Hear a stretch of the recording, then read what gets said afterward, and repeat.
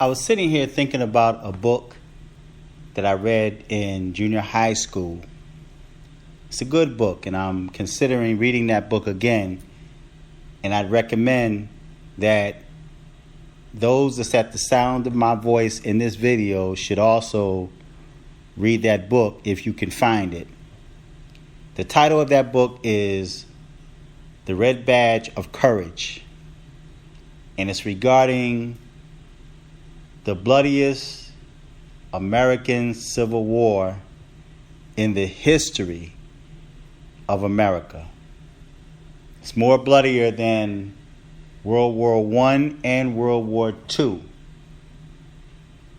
Very bloody. A war against the North versus the South. And I was thinking, because of everything that's going on today, and just watching the reaction of the police and how they overdress to deal with unrest within the black community, the protest within and outside of the black community, and how they line up and they have all this riot gear on. They have all this tactical equipment. They have all these guns against these people that's protesting and that's unarmed. They don't even go after ISIS like that. They're not that aggressive when it comes to the so-called terrorists here in the Americas or in the United States. But when it comes to civil unrest here in America, they're ready for an all-out war. Now, if it was a war just between the police and the black community, well, we already know that the black community have no chance. They have no chance at all, because although we may be great in number, we're not united. There's a lot of money within the black community, but yet when it comes to weaponry, we're outgunned. But my thoughts are, let's just put what's going on between police and the black community aside. If there was an all-out civil war here in America, my question is, whose side would the NRA, the gun manufacturers, and those that manufacture the ammunition, whose side would they be on? Would they be on the side of the government, or would they be on the side of the people?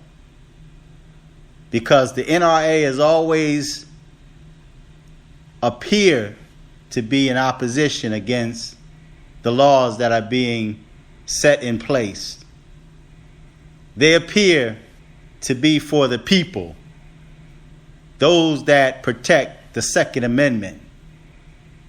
So if in fact the gun manufacturers and those that manufacture ammunitions are on the side of the people and protecting the Second Amendment, then if everyone was trained and qualified, if an army was built like it was back in the time of American Civil War, then again, the government will have no chance. It would be bloody.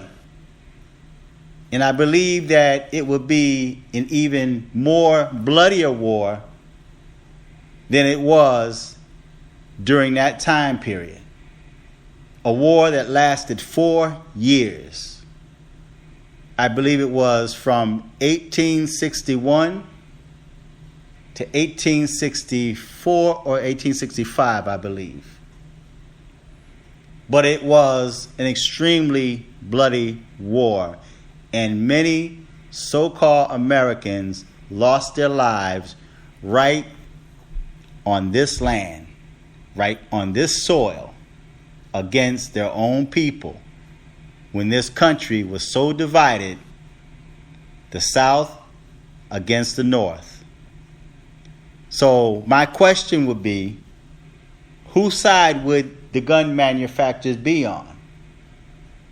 Because myself personally, I'd want to be on the side where they can actually manufacture the weapons, even better weapons than the enemy would have, because that's what they would be considered, an enemy, if you're going to war with them. I'd want to be on the side where the ammunition manufacturers can supply ammunition.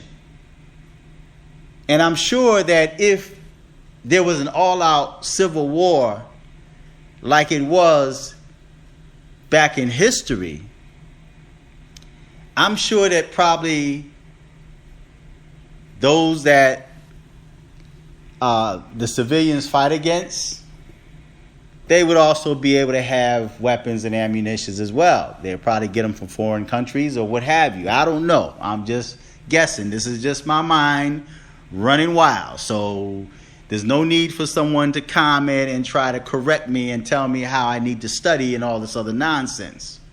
I'm just thinking out loud. And if there is an all-out civil war, who's really willing and ready to sacrifice your life for freedom's sake?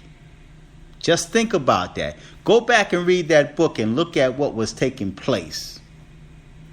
And I guess the young man didn't want to fight in this war during this time in this book, The Red Badge of Courage. So I guess in order for him to show his bravery, he wanted to be able to be wounded, basically, in war. He wanted the battle scars to be able to show that he'd had courage. But in the beginning, there was no courage. He was afraid. So my question would be, how many so-called Americans now, those that's always ready to protest and rise up, and those that speak much trash on and off the computer, how many people are really willing and ready to fight an all-out war against the government? I'm just curious. This is just a question. Because with the way things are going in this country, it's not so good. It doesn't look good at all. But are you really, really willing to sacrifice your life for freedom's sake? Are you really willing to sacrifice your life for the Second Amendment, for your freedom of speech? Are you really willing to sacrifice and shed your blood and lose the lives of many families, because many families and friends will be divided? Just like many homes are divided now, just trying to decide who's going to be president. And there are females that have threatened to leave their men if they vote for Trump. So just think, if there's an all-out civil war, who could you really trust? Whose side would you be on? And are you really willing to sacrifice your life for the sake of freedom? Or will you bow down to a tyrannical government? I'm just curious. So feedback, tell me what you think, but I strongly recommend that if you have not read that book, The Red Badge of Courage, get that book. I had not read it since junior high school, and tomorrow I'm going to go to Barnes & Noble and see if I can find it. So feedback, tell me what you think. Till next time, I'm fearless.